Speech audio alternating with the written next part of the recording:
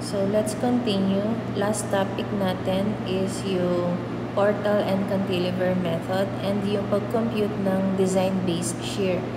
So, we know now how to compute yung design-based shear, and now we will talk about yung each design criteria, kung saan galing yung parameters na ginagamit natin sa mga formulas in determining the design-based shear.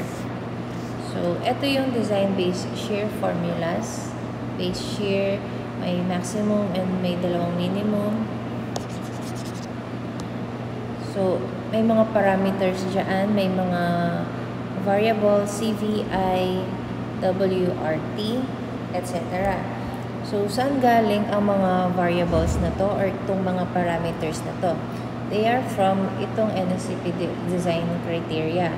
So, we have 6 design criteria: seismic zoning, site characteristics and categorization, occupancy, configuration, structural system, and height limits. So, itong number 1, this seismic zoning, dito yung nakukuha dito yung CV, CA, and NV, yung NA, and then yung Z. So, seismic zoning, kailangan alam mo kung anong zone yung location ng ng building mo, if you're in zone 2 or zone 4. And each zone has seismic zone coefficient.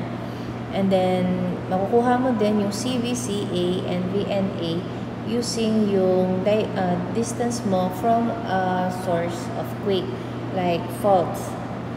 Using yung dimension na yon, you can get yung NA, yung mga corresponding coefficient with the use din nung table sa NSCP. So, madedetermine mo itong mga variables na to. Next, variables naman relating sa soil characteristics and categorization. So naka-base din dito yung pagkuha ng NA, NV, yung mga coefficient, seismic coefficient. Sa seismic, sa design criteria na number 2 natin. So, let's talk about more sa design criteria number 2, site categorization. Or dito po mapapasok yung mga soil profile types natin. So, we've used this soil profile type table. Ginagamit natin ito dun sa pagkuha ng mga coefficients, seismic coefficients, di ba? So, we are familiar sa soil profile types SA hanggang SF, yung description nila kung hard rock or very dense soil, and we are familiar dun sa shear wave velocity. So, how are these items identified nga ba? So, let's define muna. Soil profile types are defined in accordance with Table 208-2, yung table na pinakita kanina, and yung NSCP Section 208.4.3. So, first soil type is yung soil profile type SA, which is a hard rock type of soil. This category shall be supported by shear velocity measurement either sa site or on profiles of the same rock type and also in the same formation with equal or greater degree of weathering and fracturing. So, ginagamit, pwede daw i-test ang soil type na ito mismong sa site, or kung ayaw mo sa site, syempre i-drill mo yung site mo, or for whatever reason, kung ayaw mo sa site, gawin yung test, you can do yung test dun sa profiles or other places na may the same formation or soil type. Pero dapat this has equal or greater degree of weathering para safe ka. Where hard rock conditions are known to be continuous to a depth of 30 meters, surfacial shear wave velocity measurements may be extrapolated to assess yung shear wave velocity. This is done kapag daw it is known na 30 meters below yung soil profile mo, yung hard rock mo. So, soil profile type SB, this is hard rock din siya, pero may mas madami siyang fracturing or weathering.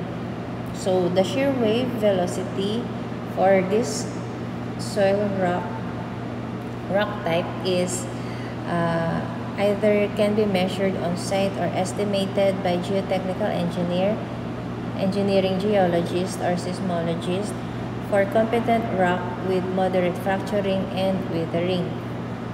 So, measure din siya sa site or can be estimated by professionals. So, rock type, soil profile type SA and SB shall not be used if there is more than 3 meters soil between the rock surface and the bottom of the spread footing or mat foundation. Kung daw ang foundation is a spread footing or mat foundation, so these foundations have wide area and nakadepende yung strength nila dun sa area below them. So, crucial yung what type of soil exists dun sa ilalim nila. So, kapag spread footing or mat foundation ka, let's say for example, this is your foundation, a mat foundation. Siyempre, yung soil layer under niya is very crucial. Dito siya dedepende ng strength nga. So, let's say, hard rock ka dito, soil type SA or SB ka, pero meron kang existing dito na soil type SC or SD, and then 3 meters ang depth nito, hindi mo pwedeng gamitin ito, yung SA at SB. Hindi mo pwedeng gamitin yung strength nila.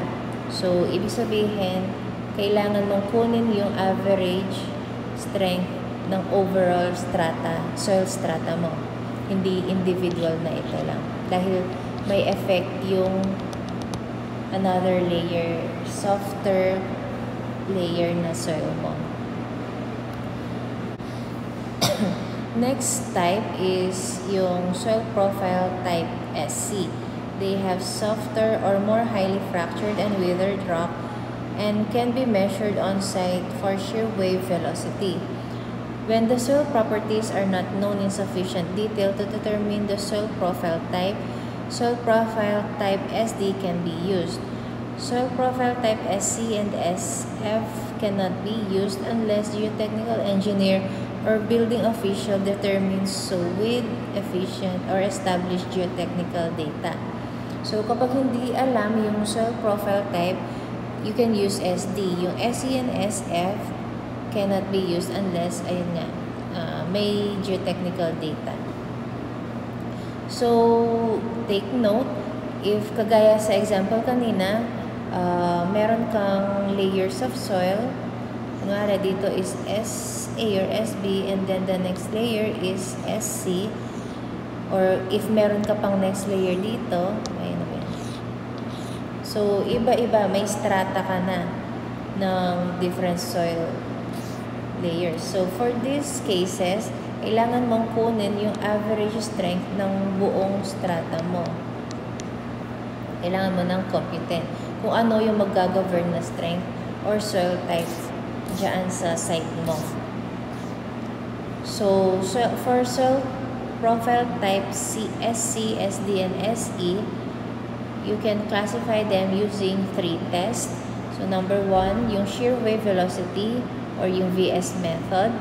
Number 2, standard penetration resistance and method. And then, standard penetration resistance for cohesionless.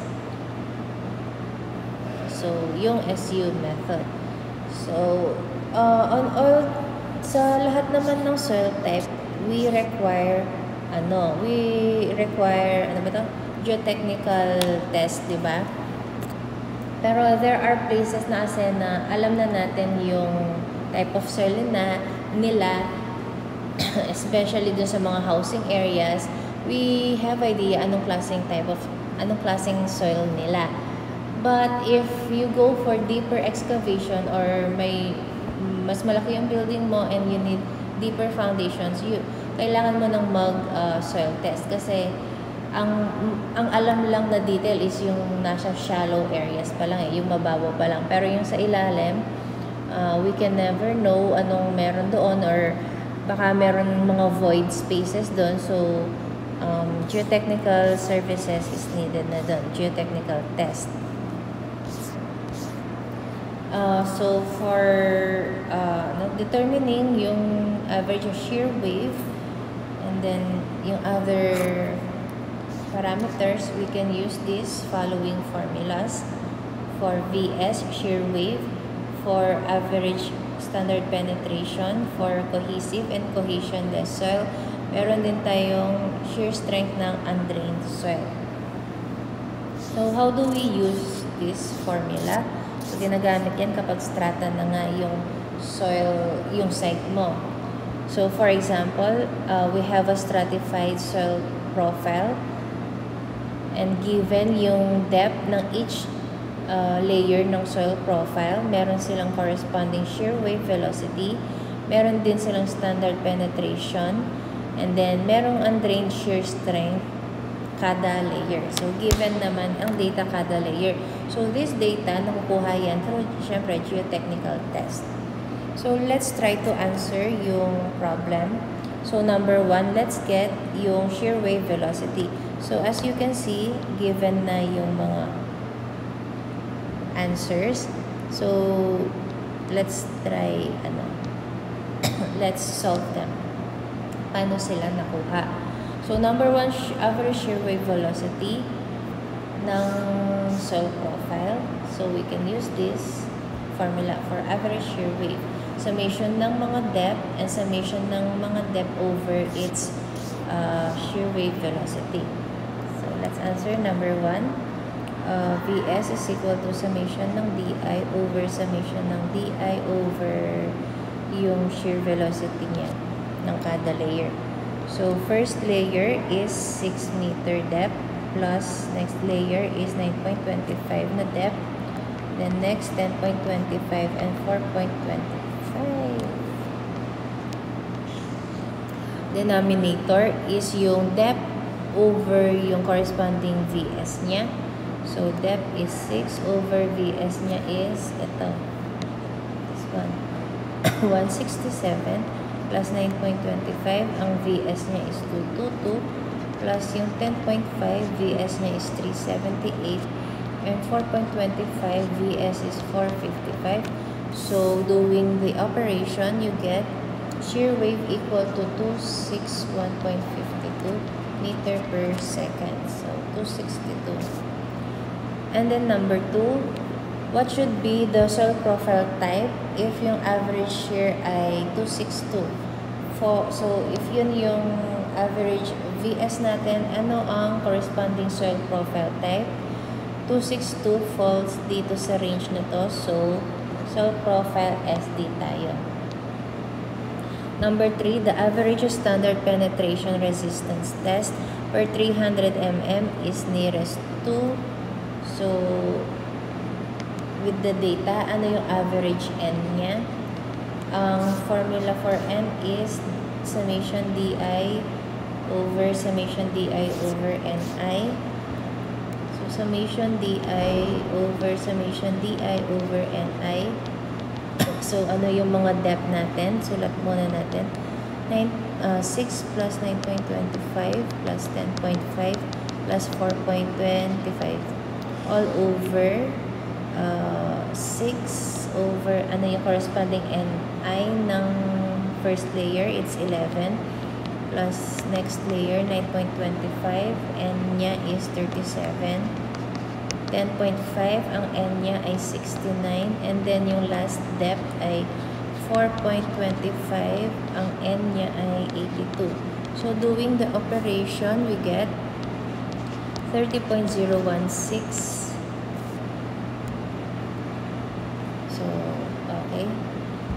Then next, number 4, the average standard penetration resistance test per 300 mm when there is 7.5 meter of sand and gravel soil at the bottom of the layer nearest to 7.5 nearest to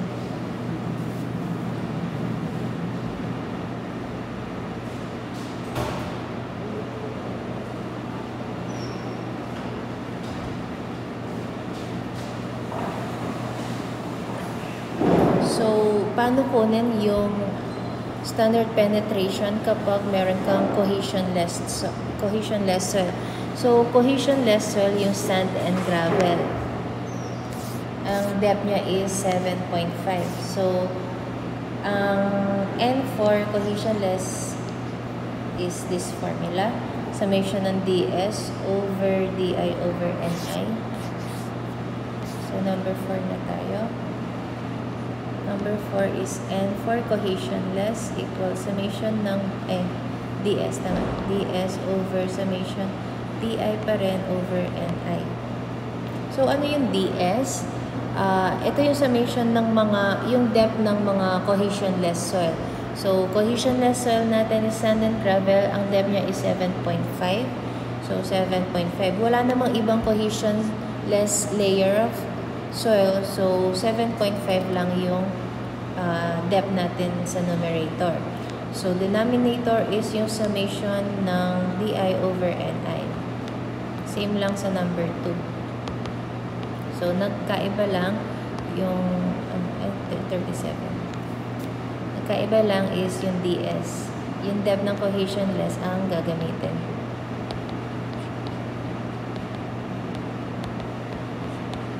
So, doing the operation, we get NH equal to 7.504. So, the answer, 7.5. Then, number 5. What should be the soil profile type if the average standard penetration test will be used? So, ano ba yung standard penetration test natin? It is yung number 2, yung N. Hindi yung NH kasi hindi naman sinabi ni number 5 na yung standard penetration for cohesionless soil ang gagamitin eh. So, standard penetration test is yung N lang, which is equal to 30. So, ano ang corresponding profile type pag 30 ang N? Ito tayo. 30 falls sa range na yon, which is SD. So, SD tayo. Number 5. Next, number 6. The average undrained shear strength in kilopascal. So, ito yung parameter na yon. Undrained shear strength, SU. Formula, summation ng DC over summation ng di over SU. Number 6. Let me put number 6 dito. So, SU, pinapakuha ka na. SU. So, equal to summation ng DC over summation ng di over SU. Tama.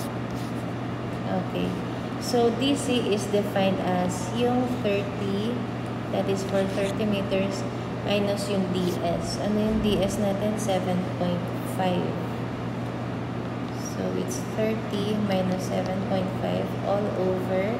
Ano ang DI natin? Depth 1 is 6 over, ano yung corresponding SU ng depth 1? It's 32. And then, next depth, 9.25. Corresponding SU niya is 61. Then, next, 10.5, 112. And yung 4.25, corresponding SU is 133. Doing the operation, we get 48.4 kilopascal na SU. So, number 7, what should be the soil profile type if the average undrained shear strength test will be? Paano nakuha yung SE?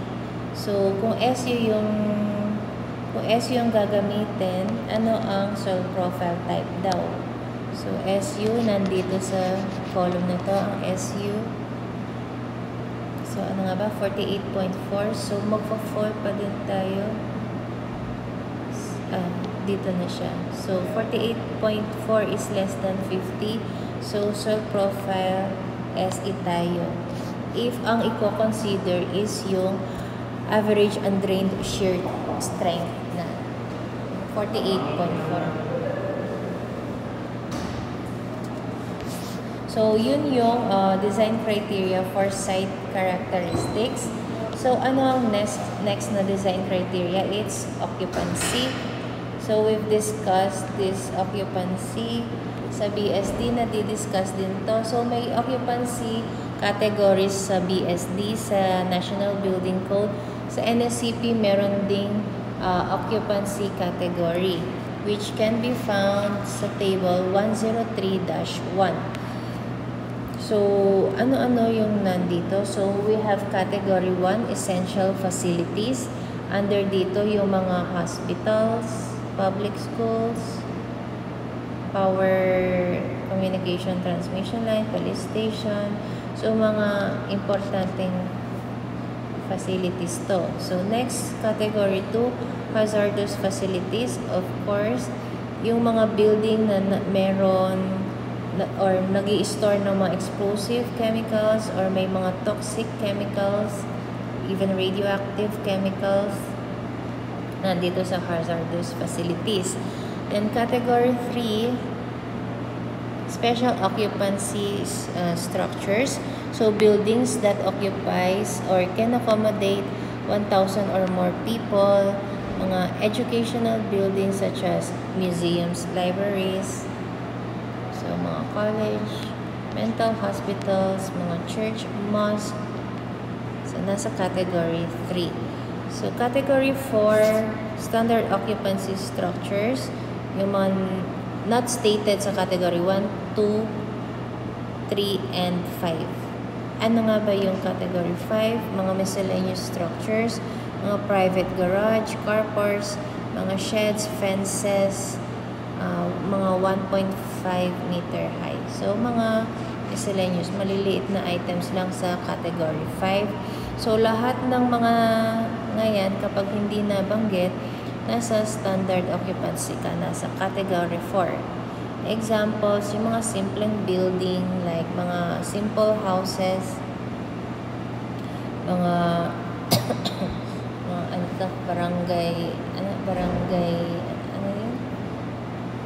barangay station, mga ganun.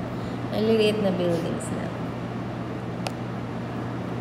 So, let's recall nga pala, ano ang importance factor? Sa occupancy kasi, nandun yung importance factor. So, ano yung importance factor ng mga essential na buildings? 1.25.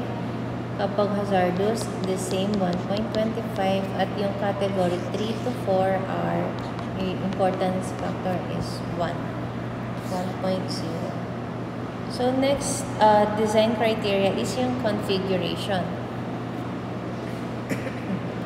So, each structure shall be designed as being structurally regular or irregular. So, regular structures, they don't have significant physical discontinuities sa plan or sa vertical configuration nila. So, irregular structures have significant physical discontinuities in configuration both sa plan and vertical configurations nila and in their lateral resisting systems.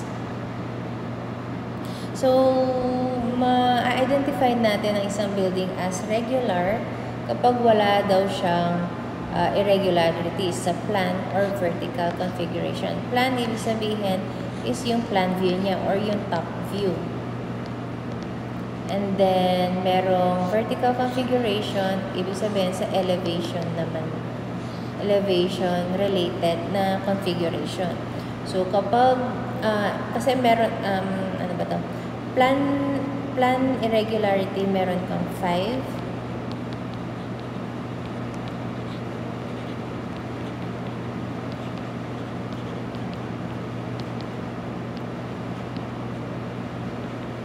And then for vertical, meron ding 5 types of checks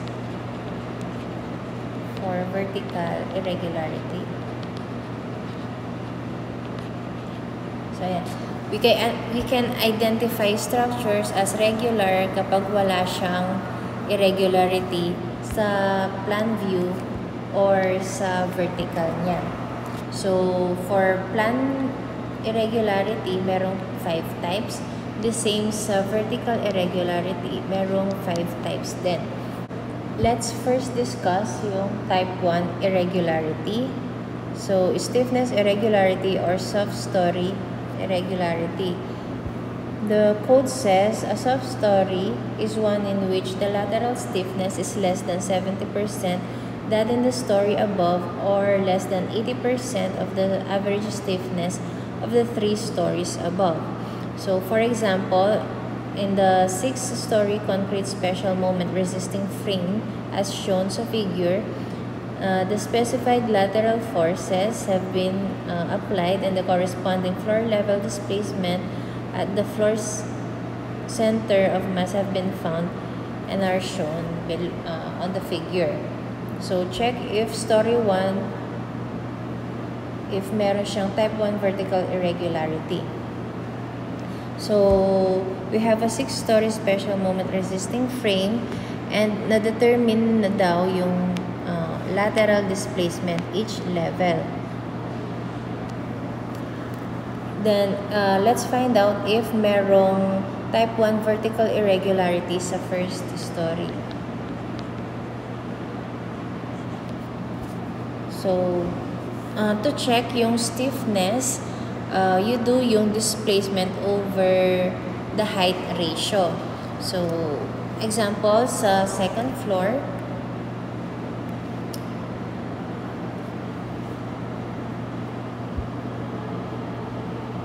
so, to check yung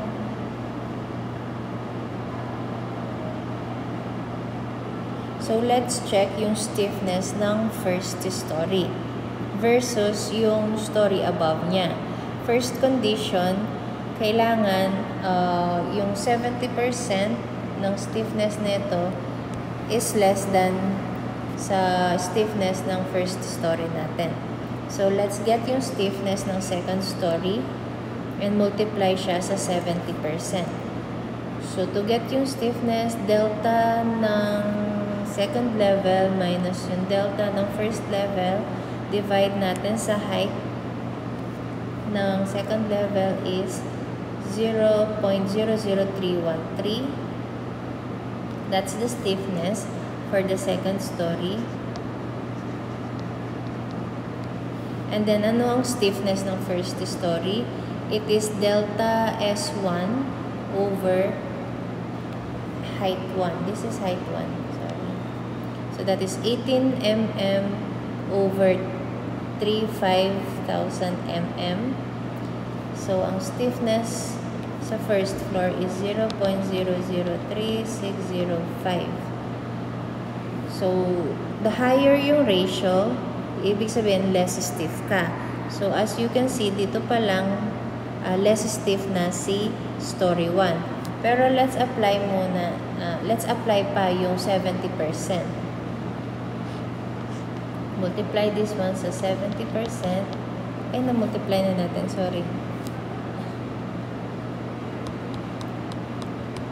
So, makikita nyo na less stiff si story 1. So, soft story si story 1. And then, let's check sa condition number 2, wherein 80% ng stiffness ng story versus yung average ng stiffness ng above story sa kanya. So, paano to get the average? I-average mo lang sila. Divide sa 3, you will get this one. So, ito yung stiffness dito.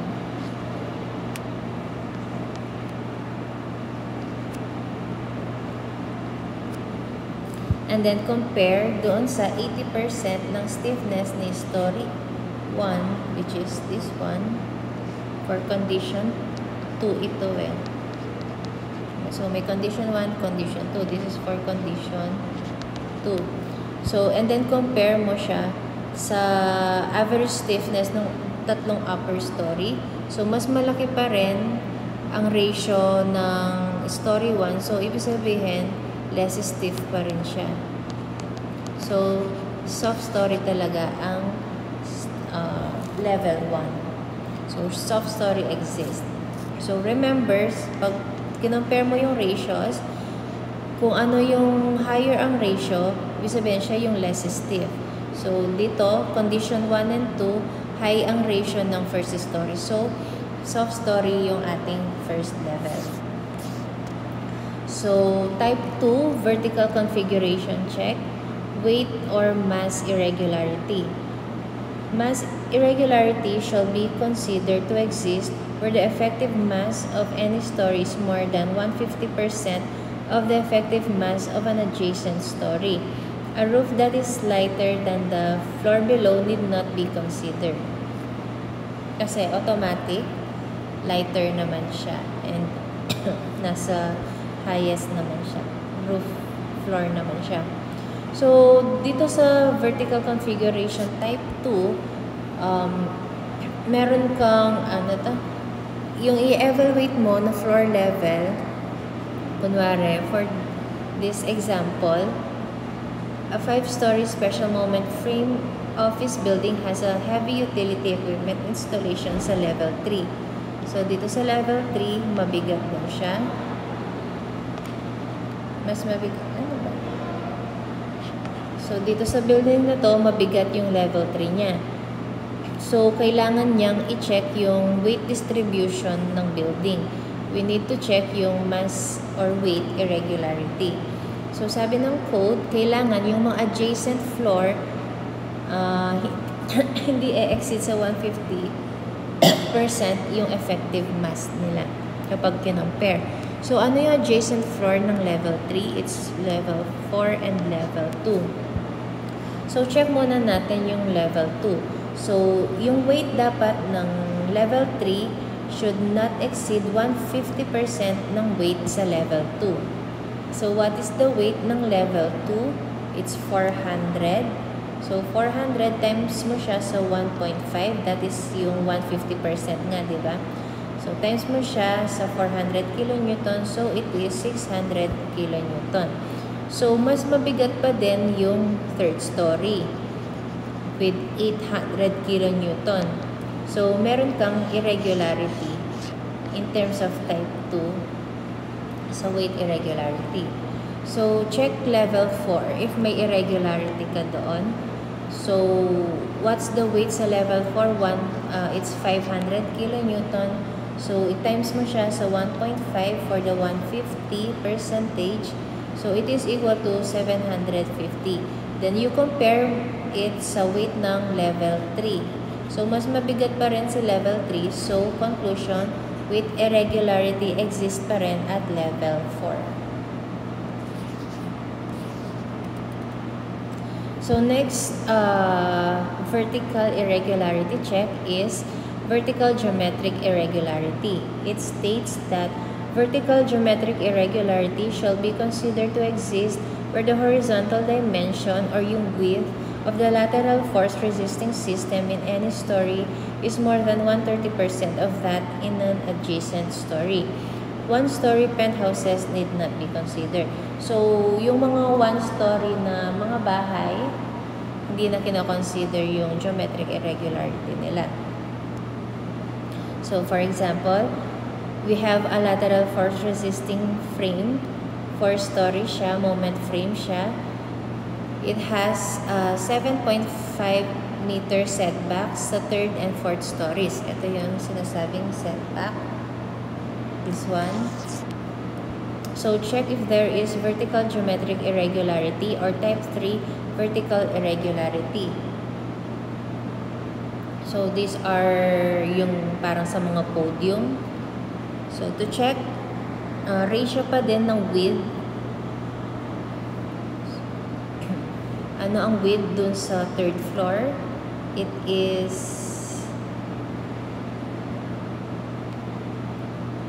buo siya. So, 30 meters. And then, yung width nung may setback. So, it's just 7.5 times 3 na lang. It's 22.5. So, yung ratio nila is 1.33. So, this ratio exceeds yung limit na 130%. So, there is vertical geometric irregularity. Next, check number 4, type 4 vertical configuration is in plane discontinuity in vertical lateral force resisting element irregularity. So, an in-plane offset of the lateral load-resisting elements greater than the length of those elements. So, i-compare mo lang siya dun sa length ng mga elements. So, for example, a concrete building frame system is shown on the figure. The shear wall between lines A and B has an in-plane offset from the shear wall between lines C and D. Check if there is in-plane discontinuity or type for vertical irregularity. So, i-compare natin ang displacement or yung offset dun sa mismong length ng shear wall. Since dito kasi ano yung in-plane discontinuity, yung offset nila. Offset ng vertical lateral force resisting element. Ano ba yung vertical lateral force resisting element mo dito sa frame na to? Yung dalawang shear wall. Since nandito yung shear wall na isa, nandito yung isa, hindi continuous. Ibig sabihin dapat sana, kumbaga, vertically aligned sila para masabing continuous sila. Kaso nga, nandito yung isang shear wall. So, let's check this discontinuity. Ano ang discontinuity nila? Ang offset nila from each other is 15. And then, ang length nila, this is 7.5. 7.5 to. This is also 7.5. So, what is the conclusion? We have two shear walls. Their lengths are both 7.5 nga. They are not aligned, so there is discontinuity that we're going to check. So, to check, compare natin yung gap or yung offset against dun sa level of the shear wall at level 4 against dun sa shear wall sa level 2. The offset is 15 meter, which is greater than yung length nung dalawa. So, ito yung compare mo. Yung, ano ba yan? Sorry. So, ano daw yung compare? Yung offset nila versus yung length. If the offset is greater than ito, yung length nila, there is irregularity. Pero kung ang offset ay nasa 6 meters lang, so, if your offset, so, 6 meters is less than 7.5. So, wala kang irregularity. Pero since 15 meters ang offset, irregular ka kasi mas mahaba siya sa length ng shear wall, which is your lateral force resisting element. So, next vertical configuration check is the discontinuity in capacity or weak story irregularity.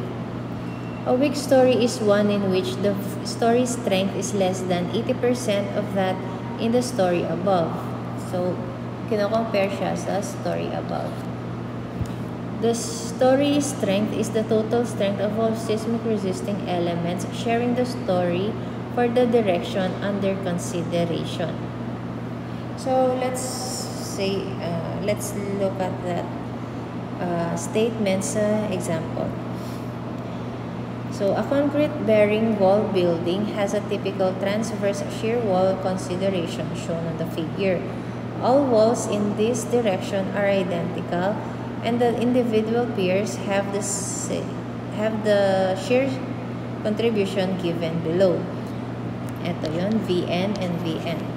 Vn is the nominal shear strength calculated according to NSCP 2001, and yung Vm is the shear corresponding to the development of nominal flexure strength calculated based pa din sa NSCP. So, check if there is discontinuity in capacity or weak story type 5 vertical irregularity. So, ang sabi ng code, kailangan, ano ba to? So, we need to check yung continuity ng strength sa mga resisting elements natin. So, sa example natin, ang resisting element niya is yung wall mismo kasi it's a concrete bearing wall. It can resist shear or mga lateral loads. So, given sa problem, yung Vn niya, meron din siyang Vm. So, yung Vm is from flexure niya, shear due to flexure. So, ito yung mga strength nila, and this strength we will add them up and compare sa other story. So, let's check yung second story. So, for the second story, let's add up yung lahat ng strength sa babang story. Kasi, syempre, yung story dito, etong mga elements na to, ang magkakarga sa second level. So, ito yung strength ng second level mo. So, let's add up all yung mga strengths sa level 1. So, for pier 1, we're going to use 20 or yung 30? We will use yung weaker one. We will use 20. So, 20 plus next pier 2. So, pier 2, we will use 30. Then, next pier 3, we're going to use 10. And then, pier 4, we're going to use 15. So, total second story strength is 75 kilonewton. Next, third story, panel 5 or pier 5, we will use 80. Next, pier is 6, 15 or 10, we will use 10. And pier 7, we will use 15. So, total strength ng third story is 105 kilonewton. And then, we will multiply yung higher story, yung story above sa point A. So, higher above is third story. We will multiply ito sa 80%. So, it is equal to 84 kilonewton siya. So, comparing dun sa strength ng second story, mas malaki pa din yung strength ng third story. So, we say there is weak story condition sa first story. Kasi dapat mas malakas na yung lower story eh. Pero kahit na multiply na ng 80%, yung third story, mas malaki pa rin siya, mas weak pa rin yung story below. So, there is weak story condition. Weak pa rin ito. To think na siya yung lower story, so, weak pa din siya. So, there is irregularity. So, let's answer the problem. So, evaluate muna natin yung first story. Wait lang. This is your first story. Since frame siya, iba siya dun sa problem 1. So, meron kang moment capacity sa beam 340 each beam. And then, at each end, meron siyang 340 over 2. 340 over 2.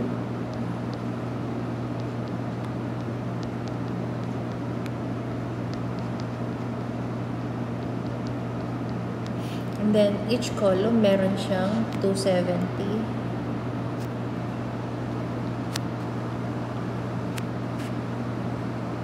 And then, meron tayong moment sa foundation na 135.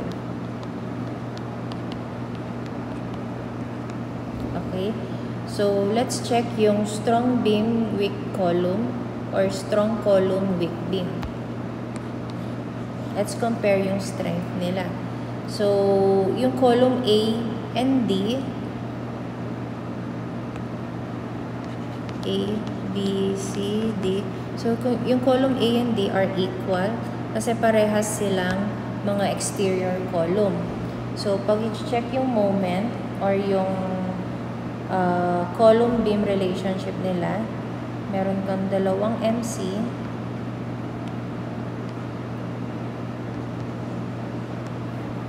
MC. 2 MC kasi dalawang column mo dito.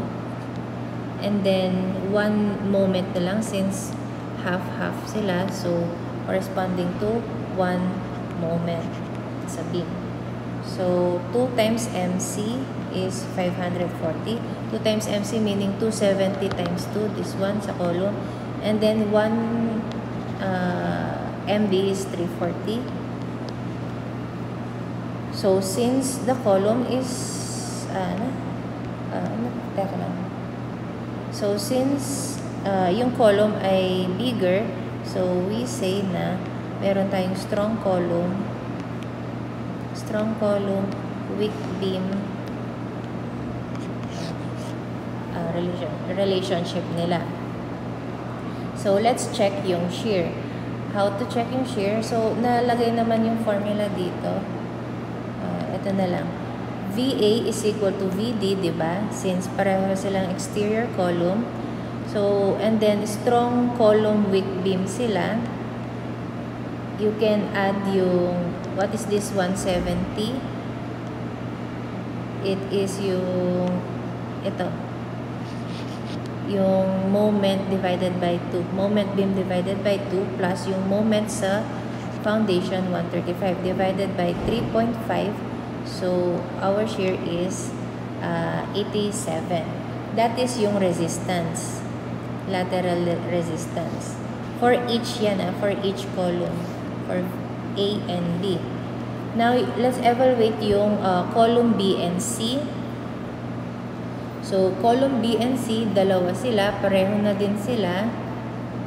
And then, how many columns sila? Dalawa, diba? So, meron tayong 2 MC.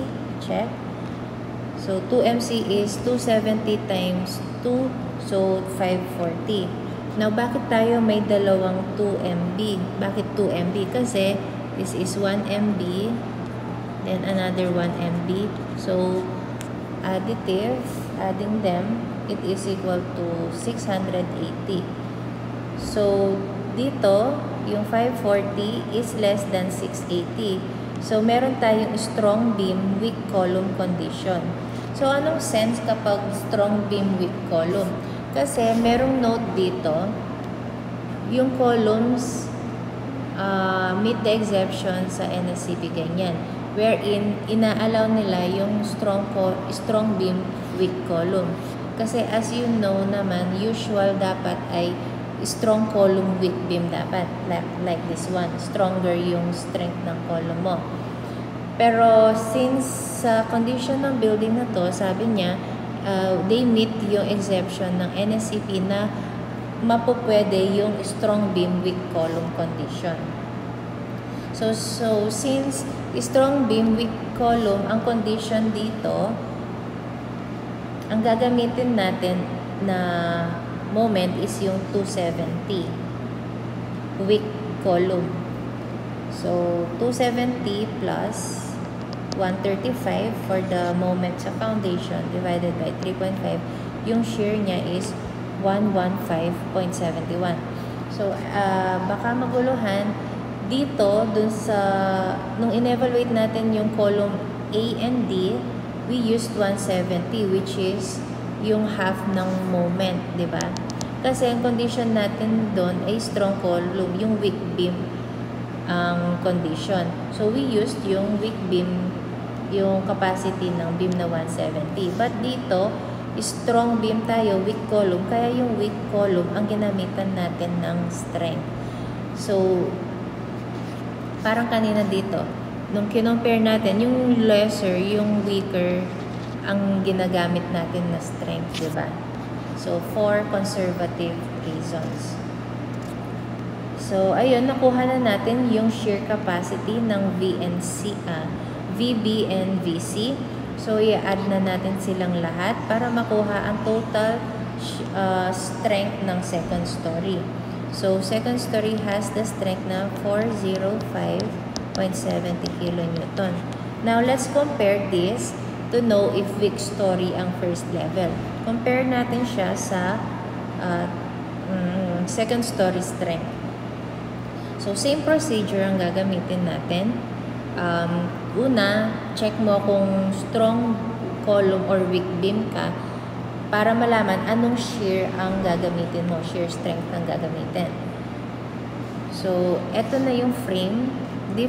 And another, iba na yung frame na gagamitin. This is the frame for story 1. So, iba na yung gagamiting frame for story 2. Yung frame niya is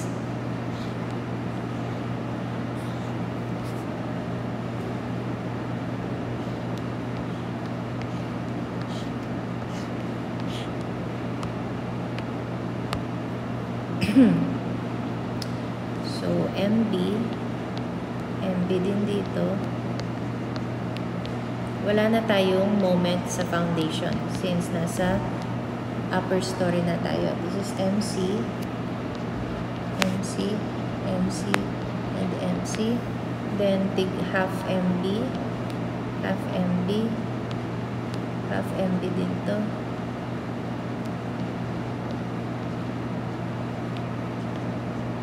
MB over 2 MB.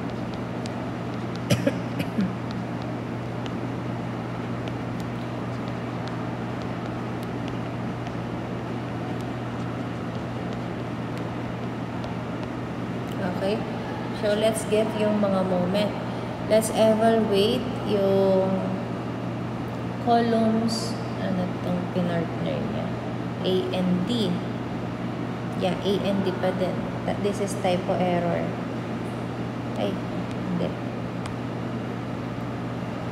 Columns na pala. Okay, anyway. So, let's evaluate columns A and D pa rin since sila yung exterior column, so equal lang sila. So, how many column strength meron tayo? Dalawa. 1 MC. So, 2 MC, that's 540.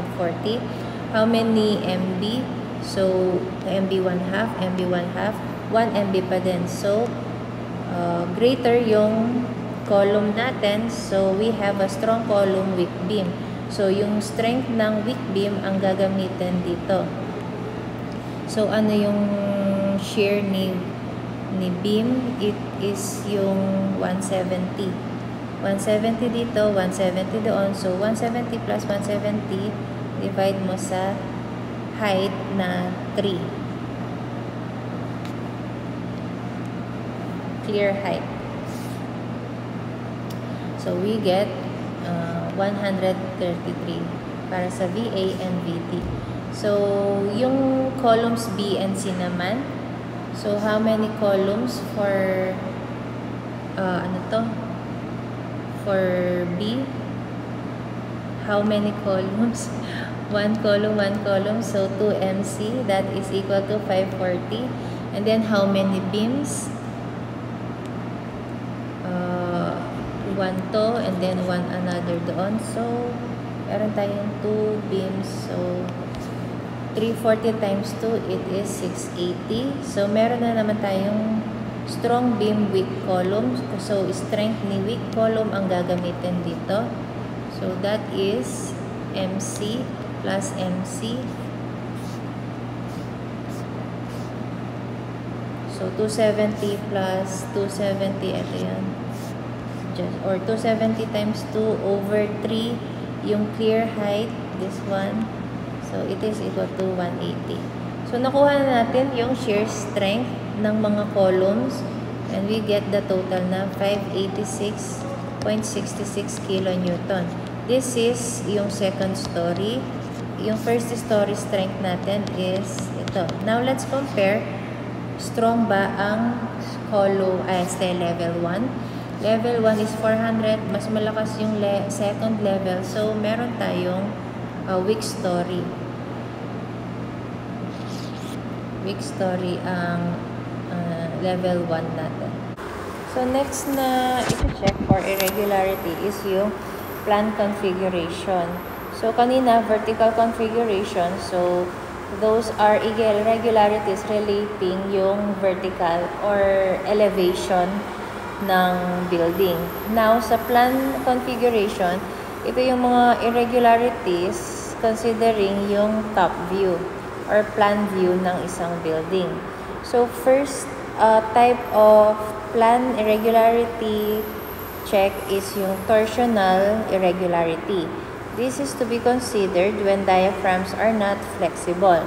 It states that torsional irregularity shall be considered to exist when the maximum story drift computed including accidental torsion at one end of the structure transverse to an axis is more than 1.2 times the average of the story drifts of the two ends of the structure.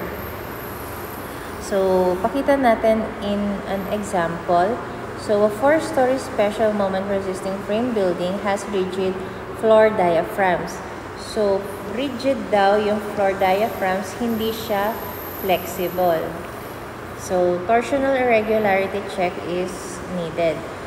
Under specific seismic forces, including the effects of accidental torsion, it has the following displacement at levels 1 and 2. Ito yung mga displacements. So, check if there is discontinuity in capacity. No.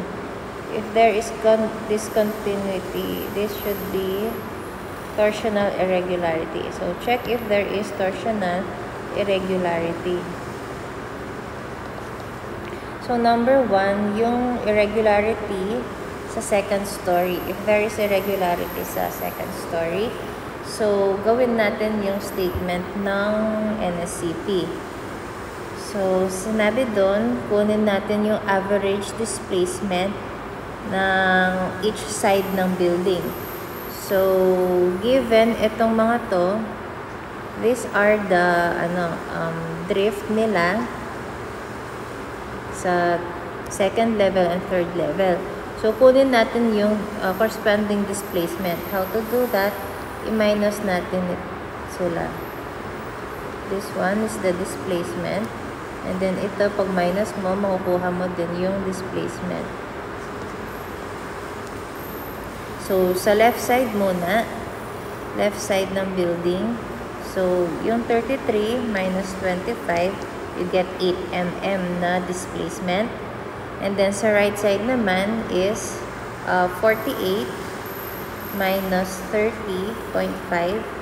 The displacement is 18 mm. So, kunin mo yung average ng dalawa, average ng dalawang displacement. So, 8 plus 18 divided by 2. Ito yung average. Now, get the ratio ng dalawa. Ratio ng delta maximum and over yung delta average. So, ano yung maximum displacement? So, yung compare these two, itong dalawa, get the maximum. So, ito yun. Yung maximum delta, i-divide mo siya dun sa average. So, maximum and then ito yung average. It is equal to 1.4 which is greater than yung limit ng NSCP na 1.2 dapat. So, ibig sabihin, conclusion, torsionality, irregularity exist. Pero, kung ang ratio is less than 1.2, wala kang torsional irregularity. May pinakuha pa pala yung problem number 2. Compute the torsional amplification factor. So, ano ba to? Hindi na ito yung check. So, kasi ito yung check. Itong first number 1 na to. The conclusion is meron nga irregularity. For number 2, it just wants us to get yung amplification factor because of this torsional irregularity. So, this is the formula. So, for our example, para makuha yung torsional irregularity, so, get the average, yung 33 plus 48.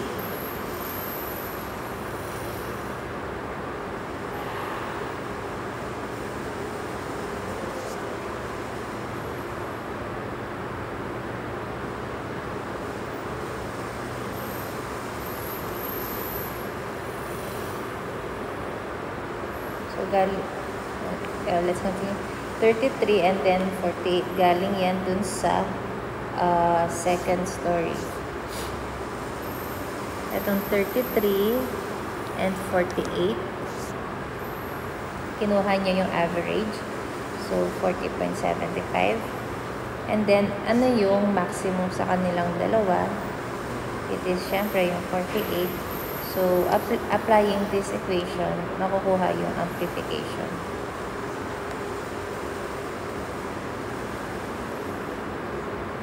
So, since yung nakuha amplification is less than 1, use amplification na 1.0. So, next na plan configuration check is re-entrant corner irregularity.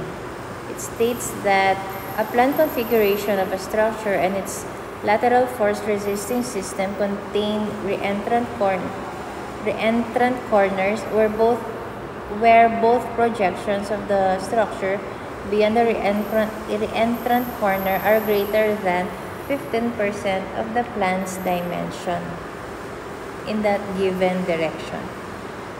So, example, the plan configuration of a 10-story special moment frame building is shown on the figure. Check if there is a re-entrant corner or type 2 plan irregularity. Re-entrant is this one, kumbaga yung offset. Kanina sa vertical projection, sa vertical irregularity check, meron tayong ganyan yung offset. Tapos, check natin yung ito versus ito. So, nire-ratio lang yan para makita yung, yung proportionality if within the proportion. Same, same idea lang yun dito sa re-entrant corner sa plan configuration. So, let's check this re-entrant if pasok siya sa limit na 15% ng plan direction along that plan dimension along that direction. So, formula, yung ratio ng re-entrant over the structure's dimension dun sa direction you are evaluating should be less than 15% nung plan dimension. Since two sides ang re-entrant natin, meron along the horizontal and then merong along vertical re-entrant, both ay checkin natin. So, first muna is for the sides on lines 1 and 5. Ito muna yung checkin natin. So, re-entrant is 7.5. So, 7.5 divided by, since ito yung chine-checkan, ito yung, ito yung 7.5, ito yung checkan na re-entrant versus yung dimension along that direction. This is 37.5. So, kunin mo yung ratio. So, ang ratio nila is 20%, which is greater than yung limit na 15. So, may irregularity doon. So, for the sides of A, along A and F, dito naman, so, ano yung re-entrant? It is, re-entrant natin? It is 6 meters na re-entrant versus yung dimension ng structure along that direction, it is 24. So, kunin mo yung ratio, 6/24. So, 25%. Greater pa rin siya sa limit na 15%. So, on both sides of projections, merong re-entrant irregularity. Next configuration, diaphragm discontinuity irregularity. So, this is type 3 plan irregularity. It states that diaphragms with abrupt discontinuities or variations in stiffness, including those having cut out or open areas greater than 50% of the gross enclosed area of the diaphragm, or changes in effective diaphragm stiffness of more than 50% of one story to the next. So, let's give an example. A 5-story building has a bearing wall system located around the perimeter of the building. Lateral forces are resisted by these bearing walls, acting as shear walls. So, bearing wall na siya, shearing wall pa siya. So, kung bearing wall lang yan, vertical loads ang re-resist niya. Pero since sabi niya, these bearing walls also resist lateral forces, so they are also acting as shearing walls. The floor plan of the second floor of the building is shown. Ito. The symmetrically placed open area in the diaphragm is for an atrium and has dimensions 12 meter by 23 meter. So since atrium ito, ibig sabihin, from the second story, since this is the second story plan, diba? This is second story plan. So atrium siya. So atrium, ibig sabihin, wait lang. Atrium, ibig sabihin, hanggang taas niyan, pinaka-roof niya, butas na yan. So, ibig sabihin, from second story up to the top is open na.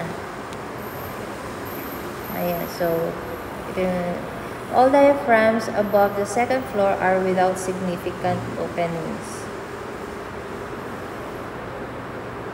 Check if there is diaphragm discontinuity or type 3 plan irregularity on the second floor. So, let's check yung area. Area of discontinuity or opening should be less than yung 50% gross area. Yung gross enclosed area of the diaphragm is 24 by 38. Ito, yung outside dimensions. So, ang area natin is 912. So, yung area ng opening is 12 times 23. So, it is 276. Ano, 50% ng gross area. So, ito, times mo lang sa 0.5. So, it's 456. So, this 456 is greater than yung opening area. So, ibig sabihin, diaphragm discontinuity does not exist. So, okay lang yung opening. Mas malaki pa rin yung 50% ng gross area. So, walang discontinuity or irregularity per diaphragm or type 3 plan configuration.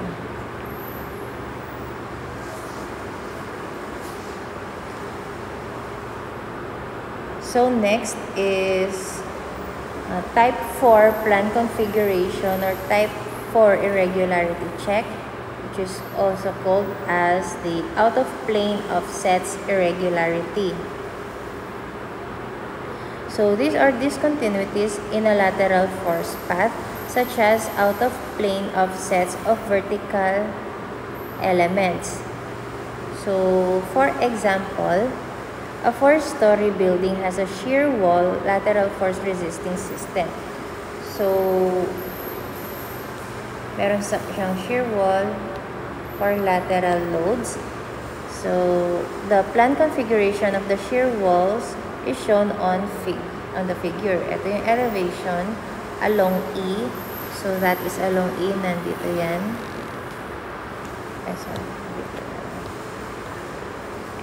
Ito yung plan E. This is the first story. And then, typical floor plan. Ibig sabihin, this is second story hanggang 1, 2, 3, 4 hanggang 4th floor. Or roof deck man yun. Lagay na lang natin roof deck. So, ano sana? Check if there is out of plane offset plan or type 4 plan irregularity between the first floor and the second floor. So, bakit checkin yung first floor and second floor for irregularity? Kasi nga, kung titingnan nyo, yung floor plan ng first floor is different from the second floor, actually hanggang pataas. Isang plan na lang kasi yung meron from second floor hanggang taas. Magkaiba yung lateral force system nila. Sa ground floor, meron siyang mga shear wall. Ito. Yung second floor, ito, and nag-move doon. Sa first floor, nandito kasi. Pero sa second floor, nag-move doon. Which you can see dito sa elevation at E. Wala nang shear wall tong first floor. Nandito yung shear wall. So, sa first floor, nandito kasi siya nakapaloob.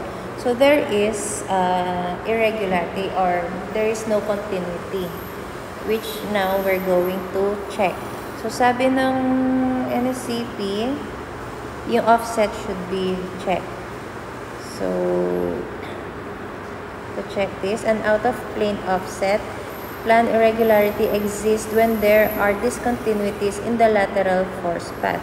For example, out-of-plane offsets of vertical resisting elements such as shear walls. The first story shear wall is on line D, and it is 7.5 meters out of plane from the shear wall along line E. This constitutes an out-of-plane irregularity and is reference to section. Okay. So, since may offset na sila, offset from first level hanggang second level, it means there's no need for computations. As you can see, basta may shift na, may offset na, ang lateral resisting wall mo or element mo, automatic irregular na yon. So, kahit na maliit lang ang offset niya, kunwari say this is only 1 meter, the fact na discontinuous na talaga sila from dito sa ground floor, nagpunta siya dito sa second floor, kahit 1 meter gap lang, it's already irregular na. Offset irregularity already exists. So, letter E, type 5 plan irregularity check, also known non-parallel systems irregularity. The vertical lateral load resisting elements are not parallel to or symmetric about the major orthogonal axis of the lateral force resisting system. So, as you can see sa figure, sa problem natin, a 10-story building has the floor plan shown on the figure at all levels. So, ito lang ang plan niya. Typical from ground level hanggang taas. Special moment resisting frames are located on the perimeter of the building on lines 1 and 4, A, and F.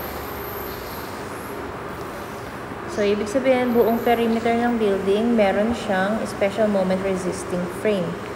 Check if there is non-parallel system. As you can see, non-parallel, definitely this one non-parallel na yan. It's not parallel with this one. It's not parallel with that one. So, meron ka ng plan irregularity.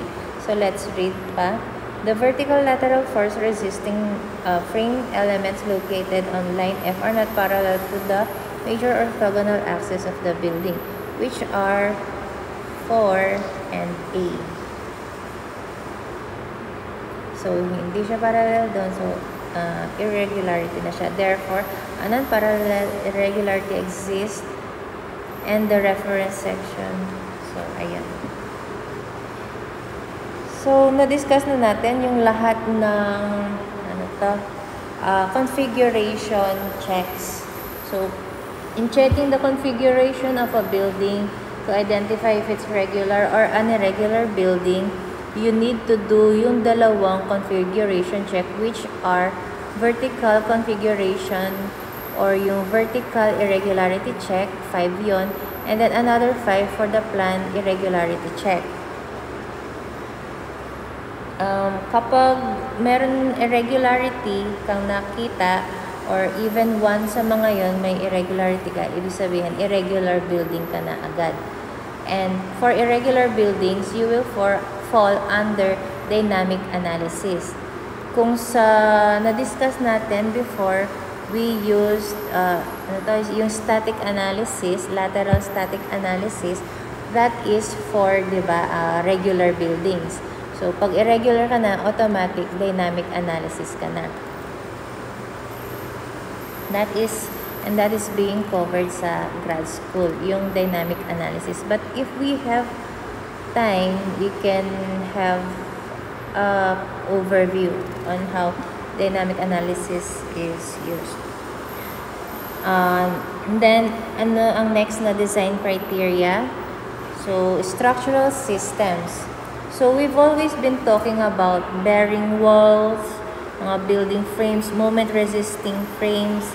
Pero actually, hindi pa natin sila alam, no? Nababanggit ko sila even nung nag-compute tayo ng base shear, pero I know, medyo hindi pa yun clear sa atin, di ba? So, bearing wall system, let's define them. Bearing wall system, a structural system without a complete vertical load-carrying space frame. Bearing walls or bracing systems provide support for all or most gravity loads. Resistance to lateral load is provided by shear walls or braced frame. So, yun, bearing wall system, of course, from the word na bearing, it supports gravity loads or mga vertical loads. Pero this can also be designed to resist lateral loads, kagaya dun sa example natin. So, similar sa mga braced frame. Braced frame din, usually used to resist lateral, pero kaya din nilang mag-carry ng vertical loads. So, building frame system. A structural system with an essentially complete space frame providing support for gravity loads. Resistance to lateral load is provided by shear walls or braced frame. So, building frame system, this is yung pinaka-space frame ng building natin.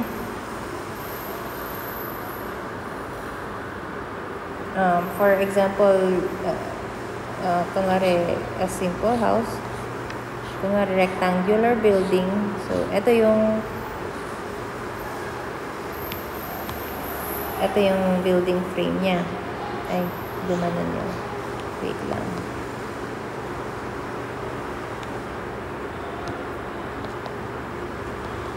So, this is yung building frame. Ano yung bearing wall system? So, thicker siya, or basta yung wall niya, it can carry vertical loads. Say, pa ganyan. Ayun din.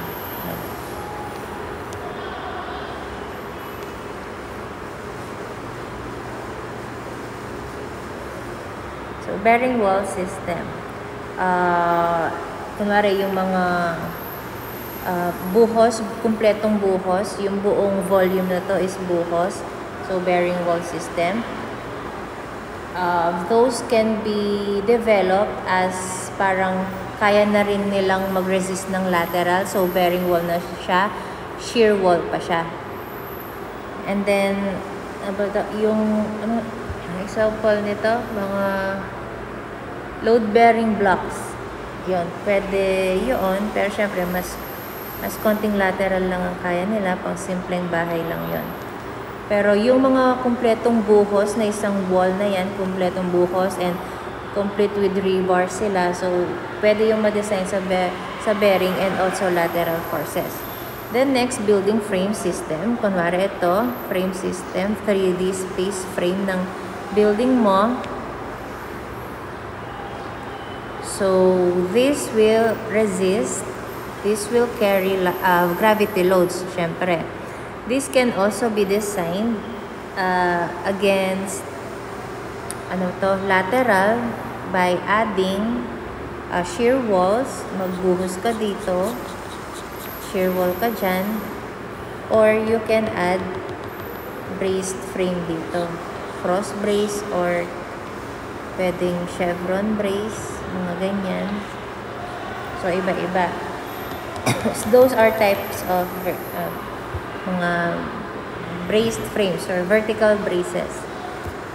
So, that's the building frame system. Next, moment-resisting frame system. It is a structural system with an essentially complete space frame providing support for gravity loads. Similar sa building frame, di ba? Pero, yung moment-resisting frames, they provide resistance to lateral loads primarily by flexural action of the members.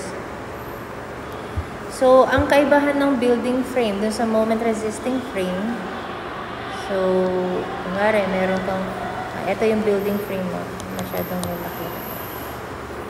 Ito yung building frame, masyadong malaki pa rin.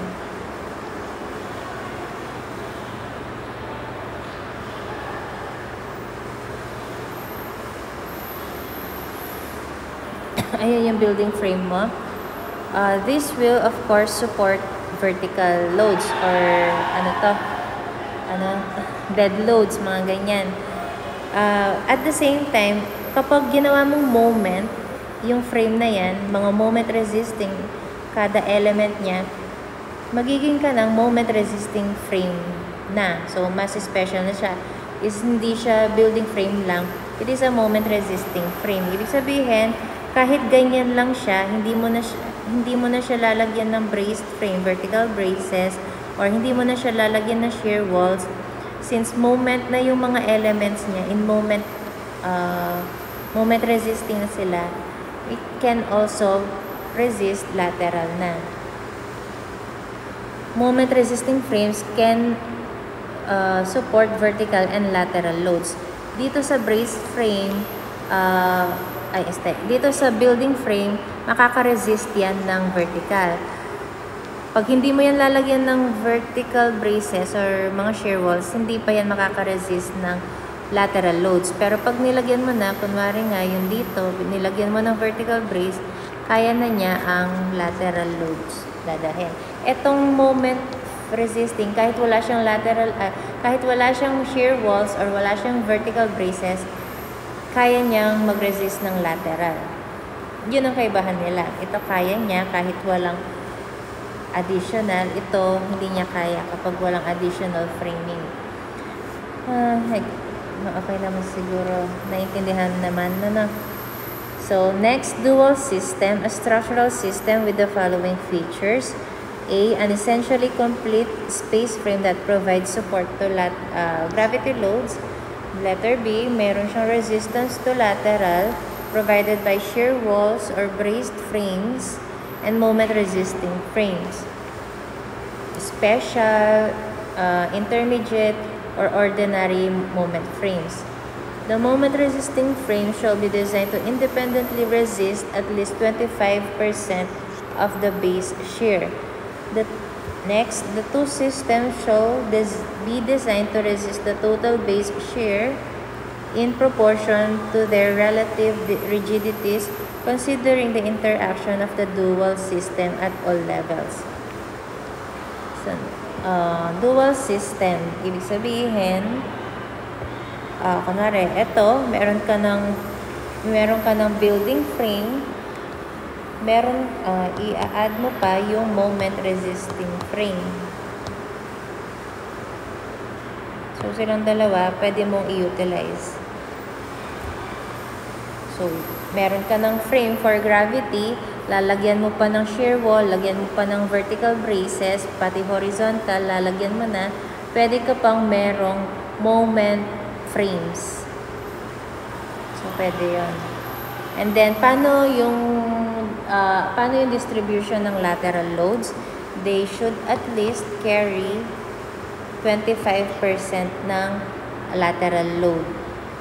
And yung distribution nila from each type of system is dependent on their rigidity. Nasaan ba yun? Rigidity. Nakabase sa rigidity nila. So, next, cantilevered column system. A structural system relying on cantilevered column elements for lateral resistance. So, cantilevered column, kumbaga, may columns ang building mo. Siyempre, naka-fixed support ka. Sila yung pinakang magdadala ng lateral loads. Of course, may connection yung merong mga beams, meron kang beams girder. Pero primarily, yung lateral is carried by the columns. Undefined structural system. anything not listed dun sa table 20111, ito yung nagamit na natin to eh. Ito yung kung natin kinukuha yung R. 'Di ba? Yung R dito dependent dun sa if moment frame ka, special moment frame, kung concrete or steel. Ito yung table na yon. So lahat ng mga structural system na stated sa table na yon are under undefined structural system. So ibig sabihin, ikaw ang magpo-provide ng R value niya, or ikaw din ang magpo-provide kung how many percent based sa stiffness niya or rigidity yung kakayanin or ipapasa mo sa kanyang lateral loads. So non-building structural system, so sa section 208, next topic natin yun sa finals, mga non-building structural system.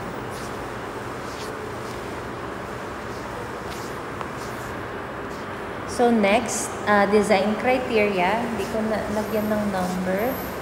This is number 5.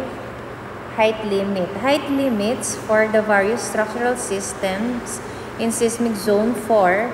Nandito tayo. Ito yung zone 4, yung ano ba yan? Sa right side ng map natin. Yung nasa left, yung seismic zone 2, di ba? Yung may Palawan and Tawi-Tawi. So, lahat ng height limits for structural system in seismic zone 4 are given in 208-11. Ito rin yung same table for this one. Kung saan natin kinukuha yung R. Another column doon is yung height limit nung corresponding structural system. I'll open later yung NSCP. So, next, exception.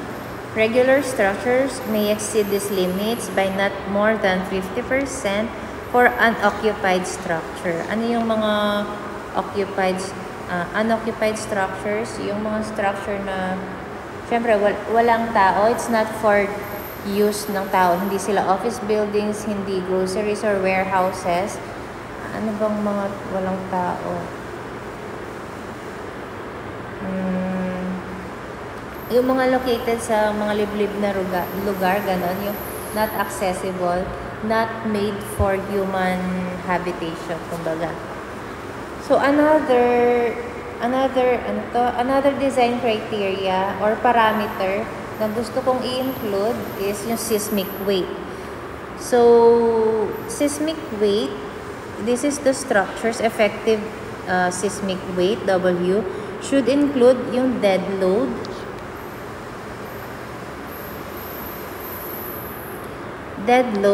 and a minimum of 25% of the floor live load. This is per condition ng building mo. Yung 25% ng live load na ito should be, later we will read.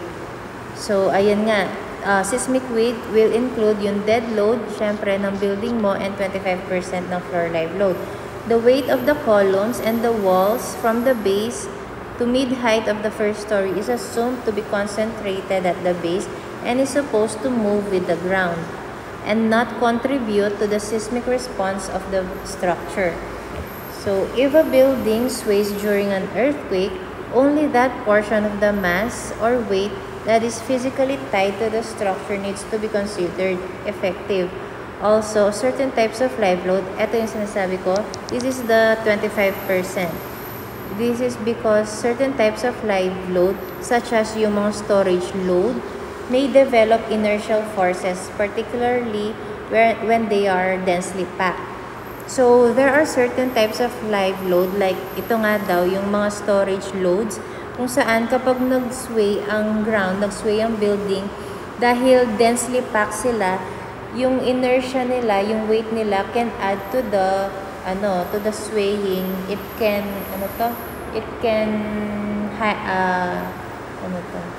can enlarge yung sway ng building. So they are added, or they can enlarge, or they can influence yung sway ng building. That's why added siya sa seismic weight ng structure.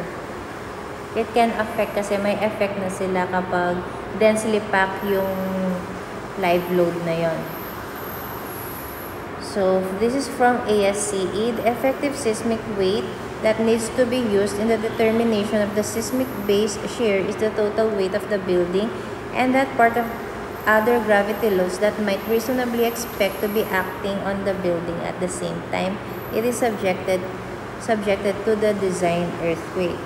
So, let me emphasize ito, seismic weight. Kasi dun sa example natin, nung kinuha natin, nag-compute tayo ng base shear.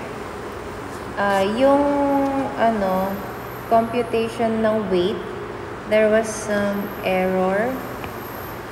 Wait lang na.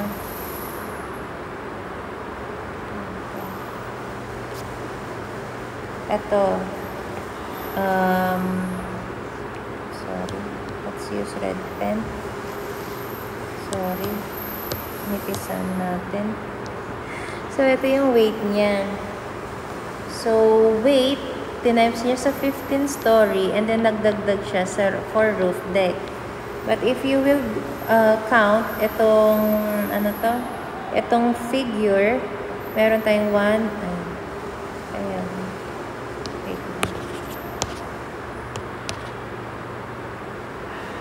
so, meron tayong 1, 2, 3, 4, 5, 6, 7. Ay, low bat. So, low bat yung pen ko. So, discuss ko na lang verbally.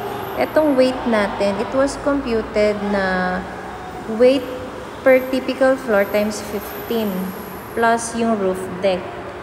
Pero kung bibilangin yung floor, it's 1, 2, 3, 4, 5, 6, 7, 8, 9, 10, 11, 12, 13, 14, 15. 15 siya. Pero, yung first floor is on the ground na. Supposedly, hindi na dapat yun ina-add sa seismic weight. Kasi, ang hirap na walang pen, but I hope, na-imagine nyo na lang. Oh no, ayun. Nag-off na talaga siya. So, basta yung first floor, it is not included sa seismic weight na. Hindi siya ina-add. Okay, dapat, the formula for weight is 1950 kilonewton times 14 plus 1/6 for the roof deck. Kasi ang first floor, as stated dun sa binasa naman natin, diba? Oh, ba't ito yun? Asan? Dito.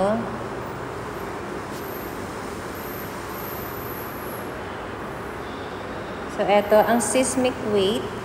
If a building sways during an earthquake, only that portion of the mass or weight that is physically tied to the structure needs to be considered effective. Yung sa first story is assumed to be concentrated sa base which is supported and is swaying, it is moving with the ground. So, hindi na siya, so, yung ground level natin or yung first story dun sa example natin, it is attached to the ground and it will be supported and be swaying with the ground. Hindi na siya sasama sa swaying or sa, hindi na siya isosupport nung structure natin.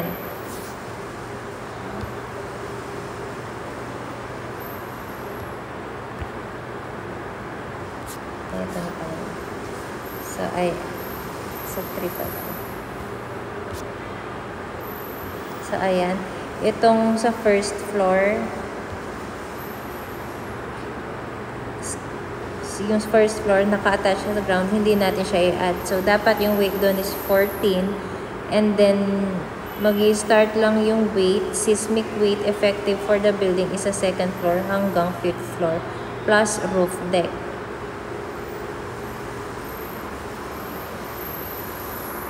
So, ayun lang, kinlarify ko lang yun kasi nga, na-carried out ito doon sa problem. But yung other, procedure in getting the base shear is the same naman. dun sa assignment ninyo, if you added yung weight ng first floor, okay, I will consider yun, I'll consider that correct for that assignment lang, no? But from this point onwards, we will get seismic weight na hindi ina-add yung ground floor level, yung weight ng ground floor, hindi natin i-add. Mag-i-start lang sa weight ng upper ground pataas. So, please do remember that for seismic weight. Then, the next slides, may binigay akong mga definitions in connection sa earthquake, mga terms about earthquake, mga ginagamit sa earthquake or seismicity. So, yung midterm exam natin is up to this, hanggang sa presentation na to. So, ng total natin? We started dun sa slide na Earthquake Engineering 2. That is yung intensity and magnitude. Dun nagsimula yung ating midterm. And then, tumuloy tayo dun sa Earthquake Engineering number 3, which is yung pag-calculate ng base shear. And then, next, yung Earthquake Engineering number 4, included, hindi, wala na yun. Pero that is portal and cantilever method. And then, etong file na Earthquake Engineering number 5 about design criteria, explanation or thorough discussion ng design criteria. So, lahat ng yon, so that is 4 topics all in all for midterm. So, included sa midterm exam. So, for your quiz number 2, we'll do it online lang naman tomorrow 10 hapon or night. Siguro, it will be open 7 p.m. until 9 p.m. So, I'll post it on Canvas. So, again, quiz number 2 for Earthquake Engineering, scope ay, ito lang design criteria. Ito lang slide, itong presentation for design criteria lang. So, it will be posted online bukas, the quiz time 7 p.m. hanggang 10 p.m. Sige na nga, 10 p.m. or 9. Tingnan natin yung difficulty. Siguro 9 p.m. na lang. Hindi naman mahirap yung quiz. So, again, scope ng midterm is module number 2 until this module number